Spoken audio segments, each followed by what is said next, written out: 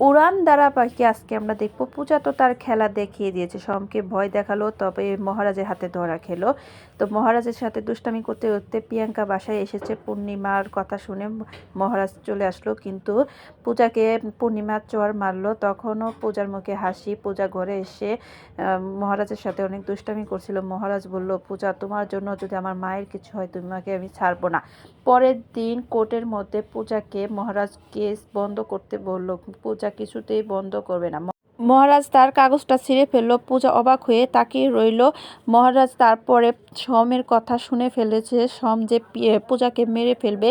তখন রাস্তা দিয়ে আবির আর পূজা হেঁটে যাচ্ছিল। তখন মহারাজ বলল, তোমাকে আমি কিভাবে বাঁচাবো। তো মহারাজ দৌড়ে আসতে না আসতে একটা গাড়ি এসে ধাক্কা দিয়ে পূজা আবিরের অ্যাক্সিডেন্টটা করিয়ে দিল।